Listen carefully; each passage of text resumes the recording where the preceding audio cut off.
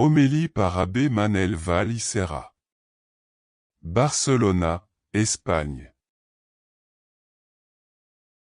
Aujourd'hui, l'Église contemple avec reconnaissance la maternité de la Mère de Dieu, modèle de sa propre maternité envers nous tous.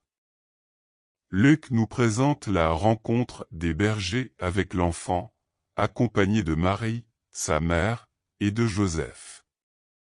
La discrète présence de Joseph suggère son importante mission de gardien du grand mystère du Fils de Dieu. Tous ensemble, bergers, Marie et Joseph, avec le petit enfant couché dans la crèche, sont comme une belle image de l'Église en adoration. La crèche, Jésus est déjà là, en une allusion voilée à l'Eucharistie.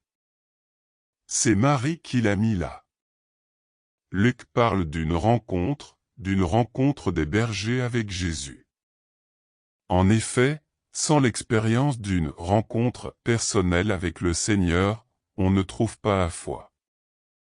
Seule cette rencontre, qui comporte un voir de ses propres yeux, et, d'une certaine façon, un toucher, rend les bergers capables de témoigner de la bonne nouvelle, d'être de véritables évangélisateurs qui puissent raconter ce qui leur avait été dit au sujet de ce petit enfant.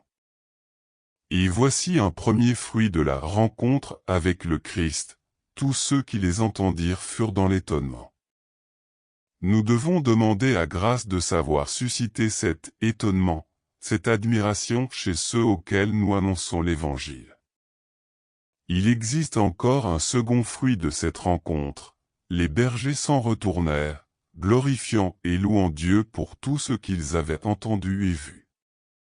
L'adoration de l'enfant leur remplit le cœur d'enthousiasme pour communiquer ce qu'ils ont vu et entendu, et la communication de ce qu'ils ont vu et entendu les amène à la prière de louange et à l'action de grâce, à glorifier le Seigneur. Marie, maîtresse de contemplation, elle, gardait toutes ces choses, et les repassait dans son cœur, nous donne Jésus, dont le nom signifie « Dieu sauve ». Son nom est aussi notre paix. Accueillons dans notre cœur ce nom saint et très doux et ayons-le souvent sur nos lèvres.